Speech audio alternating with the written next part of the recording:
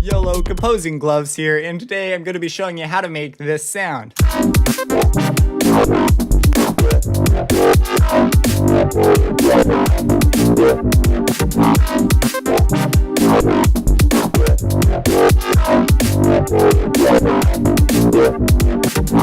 So let's go ahead, let's peel off like the chords and the drums so you can hear what's going on here. So this is the bass sound. There's a couple interesting ones I'd like to highlight. The first one, it is all one sound, surprisingly. This first sound I think is kind of cool.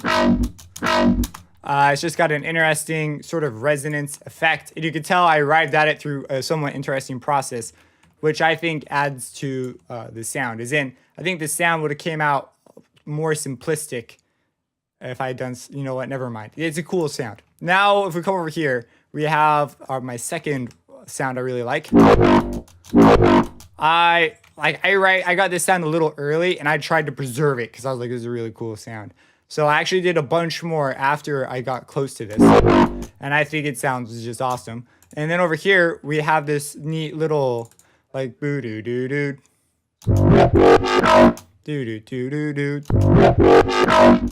And I think that sounds really cool. Now this is actually two patches here. I must confess, it's two. But the only difference between the patches, everything else is literally the same except operator 1 on the first patch, which this is the one I built, is a 6. And this was coming out all muddy. These first two notes, I was not digging the first two notes nearly as much.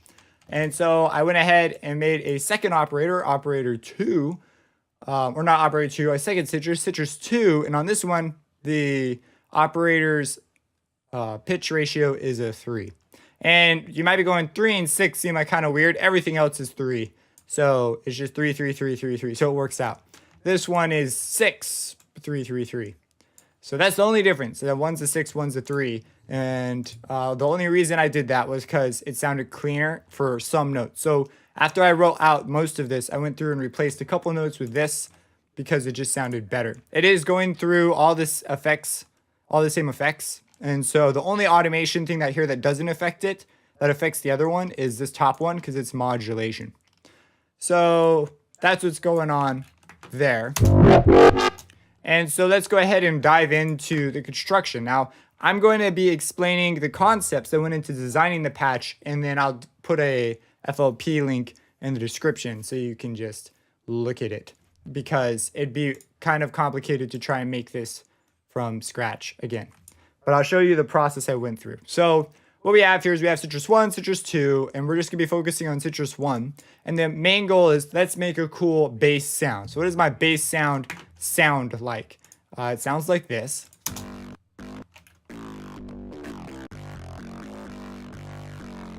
And it's really soft because it's going to go through a distortion to basically, they look like EQs, but they're really filters. A delay, another wave shaper. So after the second wave shaper, we've pretty much got all our volume back, even after the filter stages. Then another filter, and then some verb and some a limiter for the side chaining. That's what that's for. So that's the basic reason why it's so soft. But if I were to like turn this up here.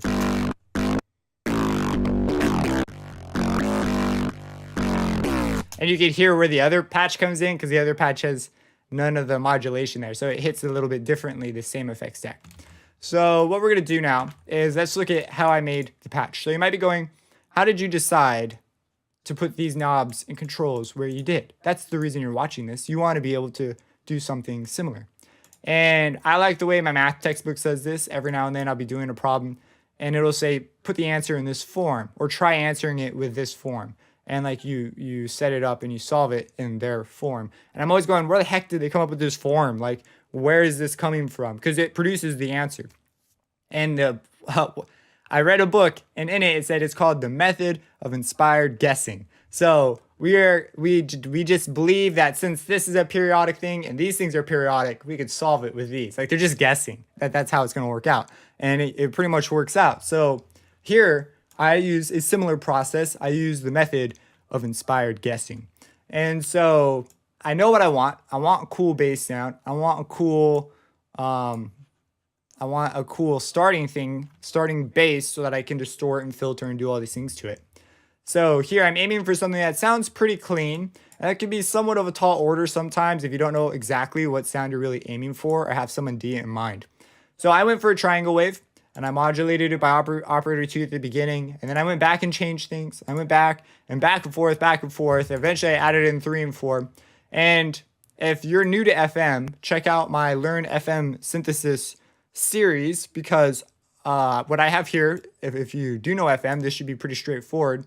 I have a basic serial relationship. So 4 modulates 3, modulates 2, modulates 1. And you know how this sounds if you've taken that course because we talk about this. So anyways, I've got that going on. They're all 3. So it's 3, 3, 3. So nothing big. What's interesting though is the waveforms I settled on. So 4, I didn't really touch 4, kind of set it up, left it, and just sort of messed with the modulation index, which is a fancy word for the volume basically of the operator, sort of. It's not quite that. And then, so basically I'm just turning this knob, okay? I don't know why I'm making that sound so crazy. So anyways, 4 was just like, okay, I'll turn this knob occasionally when I want it to sound different. Maybe I'll get something cool out, right? And then 3 came up, 3 and 2. And for 3 and 2, I kept it. It was mostly an experiment with the volume controls over here. We'll just call them volume controls.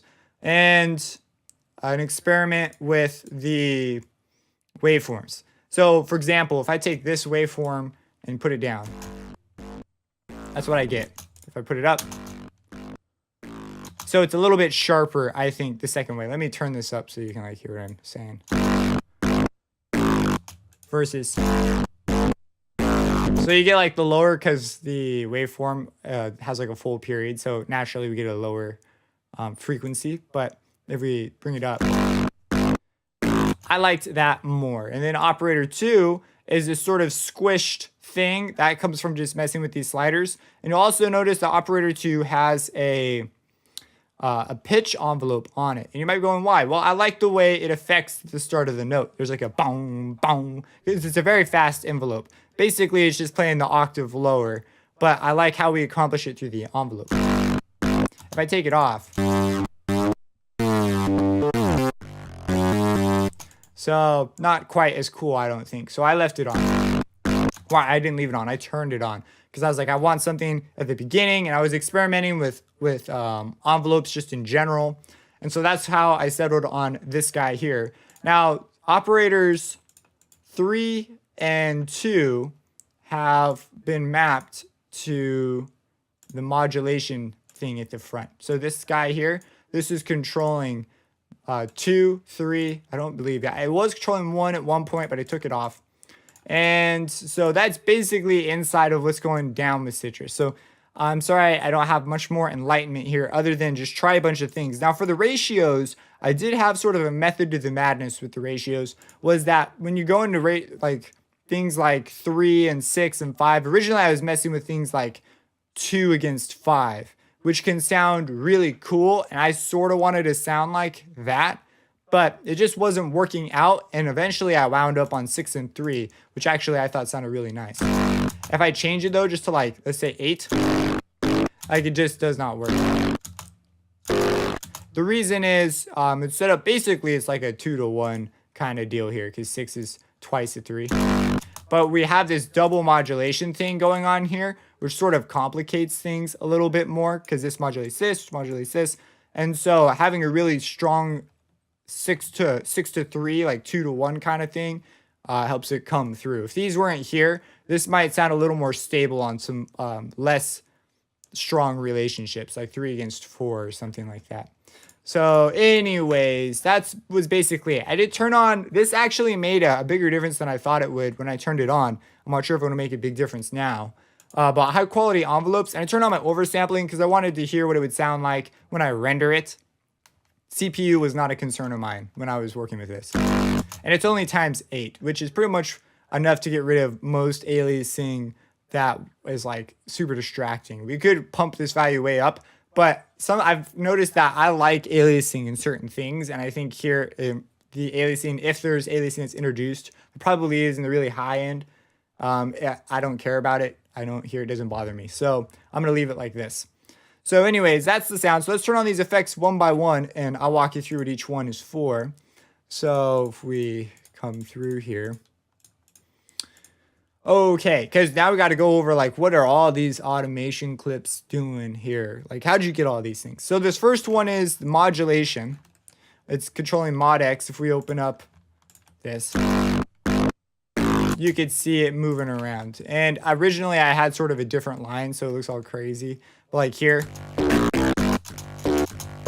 it's moving those two on and off, what you saw there. So if we like listen to the end of this sound, you see how it was, like at the end? Yeah. That is the modulation in effect. So I'm creating a timbral change at the end, fits into the sound, I think so well that it's actually like, you almost don't notice it because it makes so much sense that it's there.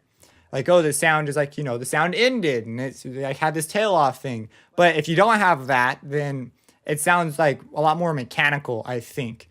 It's like, it's kind of clear that it's a synthesizer in a bad kind of way. So anyways, that's what's going on there. So I have this sound. Let's turn it back down to like closer to its original level. And the reason is the level you hit distortion at matters. So if I have it like hitting way up here, it's going to get turned up differently than if I have it hitting down here. In the particular case of a wave shaper. Most distortion, this is true though. So if I turn this on, we're already getting some value back, but it's turning it up differently than just a volume knob would. And so for that reason, I have a lower value. Now this feeds it into an equalizer, which I turned into a filter. And this is the top three. So I separated because I have two filters back to back. It didn't start this way, but it ended this way. And this second filter controls these two bottom guys, or is controlled by these two bottom guys. And this top filter is controlled by these three top guys. So let me talk you through exactly how I came up with some of these. So it sounds like this. Now this guy's not doing anything right now. You see there's no signal coming in because we have him muted. So we're only listening to the effects of this one. Now notice that these filters are complements. So this filter sort of focuses on the top and this one focuses on boosting like the bottom end. And they sort of even each other out. And the idea was to get interesting movement. And so this is how I'm sort of accomplishing that. Now what you do if you've never set something up like this is what I like to do is I'll put one of these to be a bandpass. Usually over here I did this. So you see how this one's got like the bandpass, and you can do that by going to type bandpass. And what I'll do is I'll do that, and then I'll have a couple of things just be like resonance bumps. They're called peaking filters like this. And they'll just run around, and I'll automate them to try and find some interesting pockets of harmonics to emphasize, right? It's similar to how the resonance of a filter works, only now my resonance can run wherever the heck it wants and do whatever it wants because I'm using what's called a peaking filter instead. So what I have here is we play this. I've discovered a couple relationships that go down. So I sort of randomly click what I want to automate. I have some method to my madness. Like I know I want to automate the thing that's got the big boost on it running around. I want to automate that because if I have just a big boost sitting there, it's going to be too noticeable. And then you notice I shaved some of this off here because I really need it to be like under control.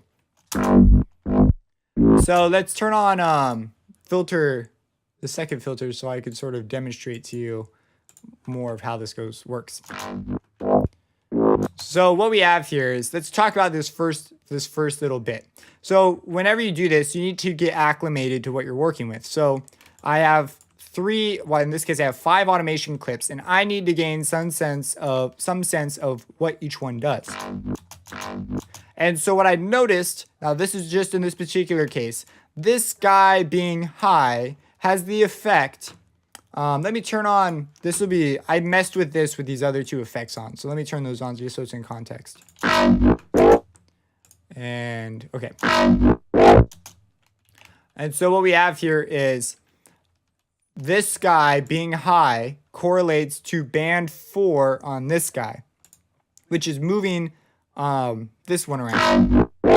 So So if this is low, most of my frequency will be in the low end, and I'll get like a dull sound. So if I like bring this down, see, and it doesn't sound nice. It's like almost shocking how much different it sounds with that. So when I'm messing with this one, gosh dang, I hate that thing. I don't know how to, this has been a problem recently. I went to Windows 10 and now I got to figure out how to turn that off.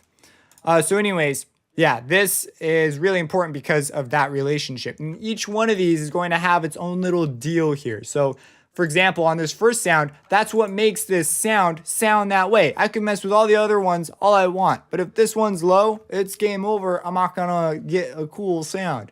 Or it might be cool in some other way, but I'm not getting this sound. So that's important for this. Now, if I come over to like this sound, let me turn the filter on too. It's a little out of control. So here we've got a lower static value, and that's because I want it to focus on the middle of the spectrum. I don't want it to be removing or emphasizing harmonics up here. So I get a nice resonance piece, and you notice that 3 is moving around. We've got this up, down. This is just a nice little nuance in the sound. It sounds nice. Just look at it go. Whoom, whoom. It fits so perfectly, and it matches with these. Now this guy up here, this orange one, this one's important too. Now orange is controlling, what is this controlling? Band 5. So this is band 5. It is a band pass, and the band pass is going to, now these band passes, when I make them, their job is basically to select the general area of the spectrum I want to work with. But I've included such big boosts on these other ones that these guys control sort of the general area I'm working with. So when I break down an EQ into a sort of a filter, I picture it as like sort of a blender of sorts, where you can really specifically control how things are blended. And so that's sort of my notion. I have all these things going through my head. And this ended up becoming important for brightness. So for example, you can hear it ramp up here, and it's because the frequency selection selects higher and higher frequencies, but I have this big boost, so it acts sort of like a filter that's opening up, which is nice. If we come over here to where it's lower, and this is going through that second patch, so just as a friendly reminder, this is the lower patch. But you notice that it's far less emphasized, where if I were to bring this up, all of a sudden I get like a way bigger bite and girth to it. And so when you're doing sound design, you have to sort of experiment and get a general grasp of what's going on. So I started making these connections because I was going through and trying to pick out the stuff I didn't think sounded cool or as cool. So there you go, that's the filters. If you want to see them just sort of work through on a playthrough, here's what they're doing.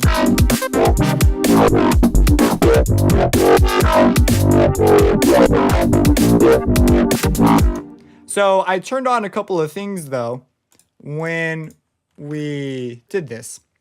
So let's go ahead, let's turn those back off and look at them. So that's the filters. I think that's like the most well, not the most important, but a very important part. So if you turn all this stuff off, that's really after the filters what we have.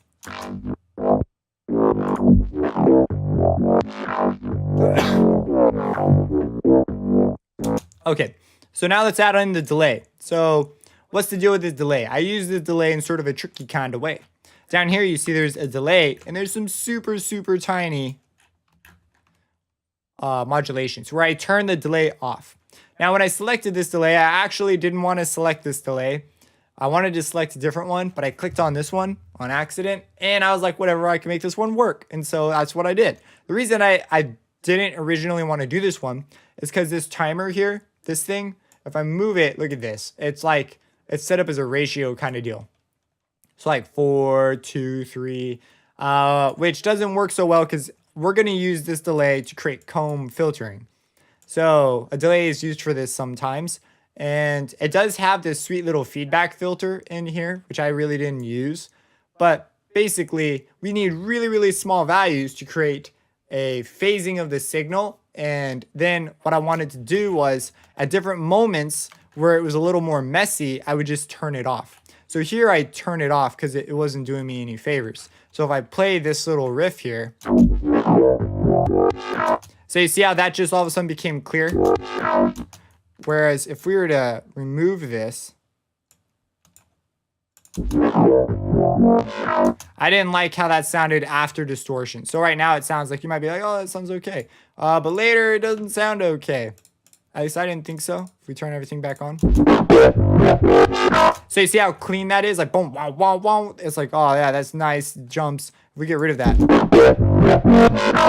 So maybe you like that more. At the time, I was not digging it. So I didn't go with that. I turned it off. And part of the reason too isn't necessarily because that sounds like terrible, because it sounds pretty okay.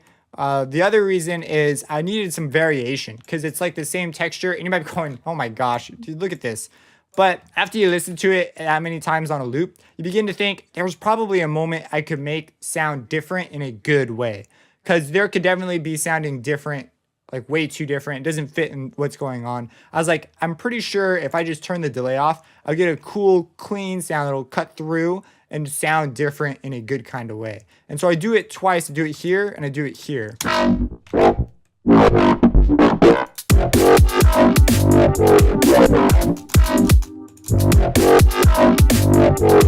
Now this bit here, whoa, this bit I constructed. I don't know what I clicked to do this. I didn't want this. Oh, you know what? I hit Alt, didn't I? That's what I did. Anyways, this bit here, I had to change. I just want to bring it back to that filters piece. This didn't sound, I didn't have that cool. This right here, I didn't have that originally. I went back and changed a bunch of stuff until I got something that fit. The same piece over here. Yeah, bow, wow, because originally it was like bow, bow, bow, or something like that. And I was like, nah, let's do something different. And I used my conclusions from what my filters were doing to make the decisions here. So just so you're aware. So basically, really, really small, super small delay, and then I change it off and on, and it can make a big difference just because of like we've gotten a kind of a complicated process. So at the end, tossing this on sort of changes things up because it hits another layer of distortion. So right now we have, you know, this.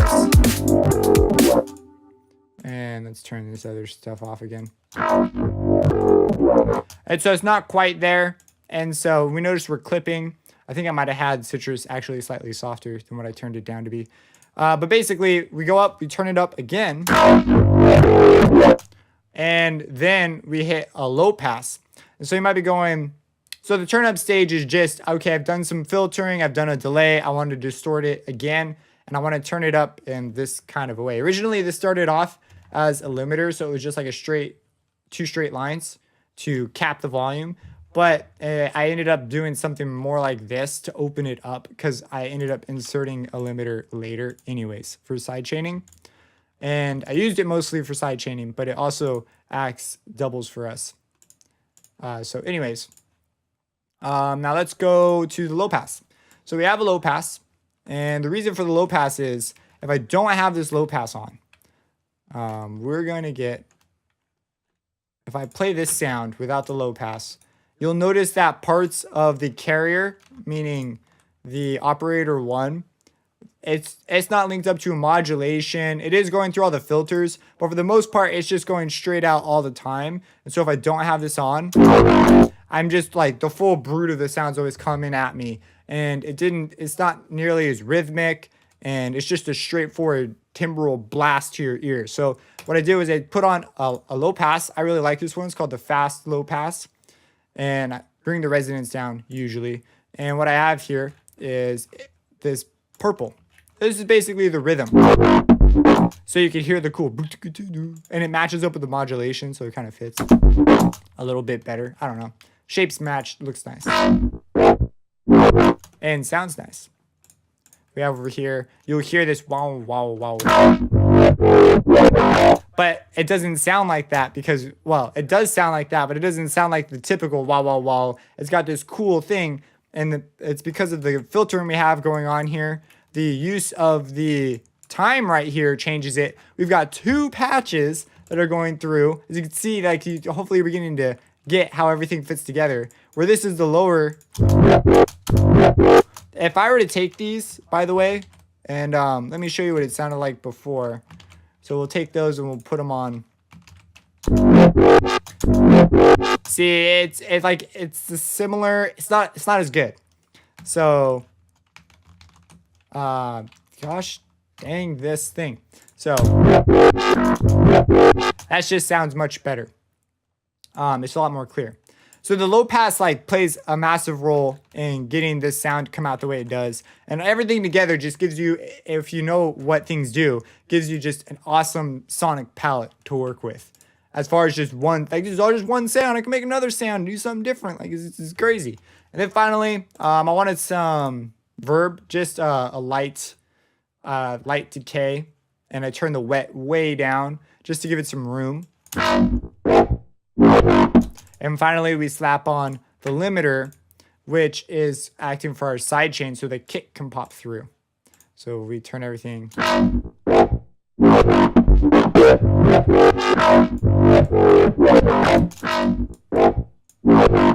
Volume changes, by the way, after such a large sort of process has gone down, can play a big role because keep in mind, we have distortion in our mixer.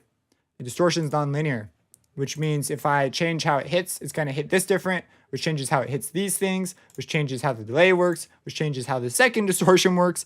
And it's going to hit it at a different level.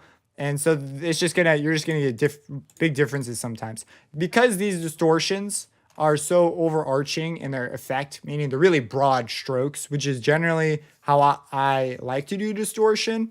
Volume won't have too big an impact, but if you turn down too much, you'll notice you'll lose bite and things like that. So just so you know, if you're ever like messing with things, you're like, why that makes such a big difference? You gotta ask yourself, how hot am I hitting the distortion? Because sometimes it might be worth clipping a distortion because maybe the distortion is made to deal with that special way. And then you hit a limiter later and turn it down. You know, it's all in the name of creativity. So all together, after this, hopefully you're able to follow this in some sort of a useful way. We have this.